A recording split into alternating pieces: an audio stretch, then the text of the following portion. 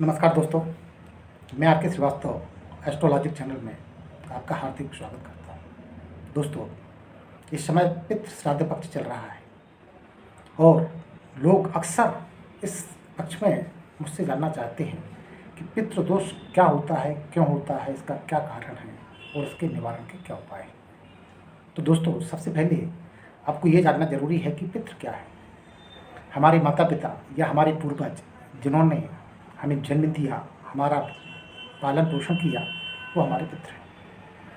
जिस प्रकार जिस समर्पण भाव से उन्होंने हमारा पालन पोषण किया है, तो हमारा भी ये फर्ज बनता है कि हम उनका भी मान सम्मान, पालन पोषण इत्यादि करें, ताकि वो भी प्रसन्न हो। तो दोस्तों, एक्चुअली होता क्या है कि पितृदोष क्या है। पितृदोष एक ऐसी स्थिति है जब हम अपने माता पिता या अपने पूर्वजों के प्रति अवहेलना प्रकट करते हैं या हम उनका यथोचित मान सम्मान नहीं करते, उनको प्रत्यक्ष या परोक्ष रूप से कष्ट पहुंचाते हैं।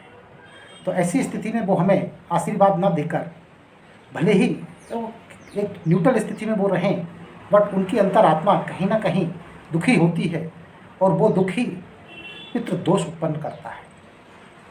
अब ज्योतिष के आधार पर यदि देखा जाए तो राहु पितृदोष का प्रमुख कारणों में से एक कारण है, क्योंकि राहु जो है हमारे पूर्व जन्म का, हमारे यश मान प्रतिष्ठा इत्यादि का कारक है।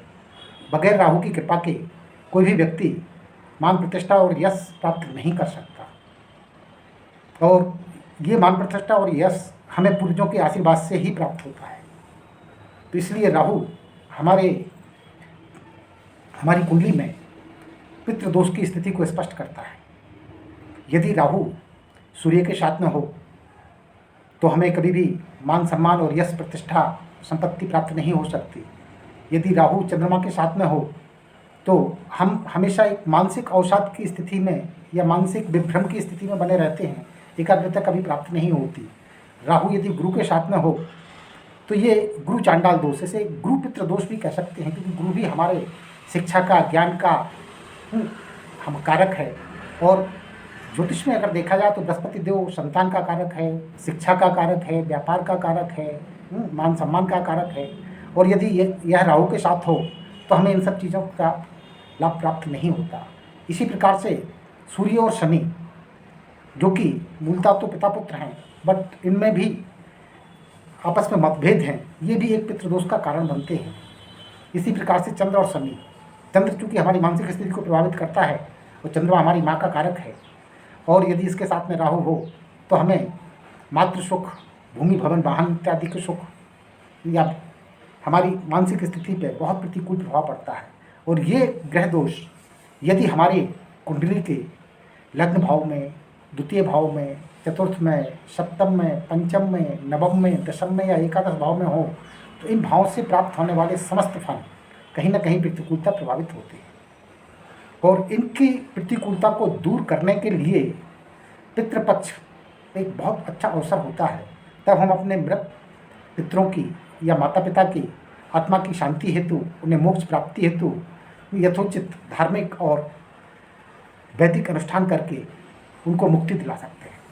लेकिन यदि हम अपने जीवित माता पिता को का मान सम्मान नहीं कर पा रहे हैं, उनका पालन पोषण नहीं कर पा रहे हैं, उनकी देखभाल नहीं कर पा रहे हैं, तो ये हमारी कुंडली में पितृदोष ना होते हुए भी पितृदोष सदृश फल ही देता है।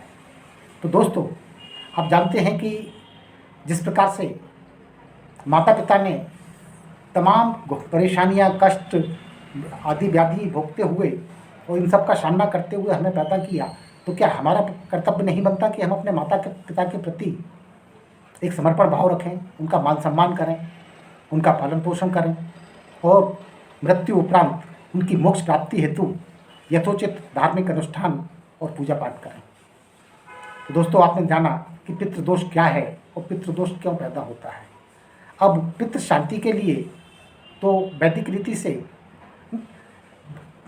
श्राद्ध, तर्पण इत्यादि बताए गए हैं, लेकिन जीवित माता पिता को अगर हम खुश नहीं कर पाए तो ये मान के चलिए कि हम कितने भी अनुष्ठान कर लें, कितना भी दिखावा कर लें, हमें पितृदोष से मुक्ति नहीं मिल सकती।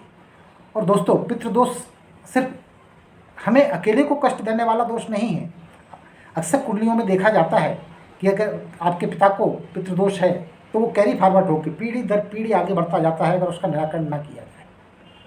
और उसके निराकरण के लिए मृत पितरों की शांति के लिए तो हमें धार्मिक अनुष्ठान, पूजा पाठ, तर्पण इत्यादि करना ही चाहिए। लेकिन हमारे जीवित माता पिता या माता पिता तुल्य अन्य व्यक्ति जिनने हमारा पालन पोषण करने में हमारा एक महत्वपूर्ण भूमिका निभाई है, उनका भी हमें यथोचित मान सम्मान, यथोचित पालन पोषण करना चाहिए। तभी हमारे मृत पूर्वज भी प्रसन्न होते हैं कि चलो इस पीढ़ी में अब कुछ तो सुधार आया। और दोस्तों, जितनी भी कुंडलियों में पितृदोष होता है तो उनके हर कार्य बनते बनते रुक जाते हैं। उनको संतान सुख नहीं मिलता है या संतान उनको बहुत बड़ा दुखदायी साबित होती है। विवाह में विलंब होना, रोजी रोजगार इत्यादि में परेशानी होना, धन संपत्ति मान सम्मान में परेशानी होना इत्यादि अनेक प्रकार के कष्ट देखे जाते हैं, जिसका ज्योतिष में हजारों राजयोग होने के बाद भी यदि कोई पितृदोष है या माता पिता का हमें यथोचित आशीर्वाद प्राप्त नहीं है तो वो योग भी हमें फलीभूत नहीं होते हैं। तो दोस्तों, मैं इतना ही कहूँगा कि पितृ पक्ष है और पितरों की शांति के लिए, पितरों का आशीर्वाद प्राप्त करने के लिए आप अपने पूर्वजों या मृत पितरों को तो धार्मिक और आध्यात्मिक वैदिक रीति रिवाज से धर्म अनुष्ठान करके उनको प्रसन्न कर सकते हैं। लेकिन जो माता पिता जीवित हैं उनको तो आपको उनका आशीर्वाद प्राप्त करने के लिए, उनका पालन पोषण करने के लिए, उनकी सेवा सुसेवा करने के लिए आपके पास में पर्याप्त अवसर है। और यही अवसर है कि आप और आपकी आने वाली पीढ़ी पितृदोष से मुक्त हो सकती है। तो दोस्तों, पितृपक्ष के लिए आज के लिए बस इतना ही। मैं फिर अगली किसी विषय को लेकर आपके समक्ष पुनः उपस्थित होऊंगा। दोस्तों, आपसे मेरा अनुरोध है कि यदि आपको मेरा वीडियो पसंद आता है तो आप इसे लाइक, सब्सक्राइब और शेयर अवश्य करें।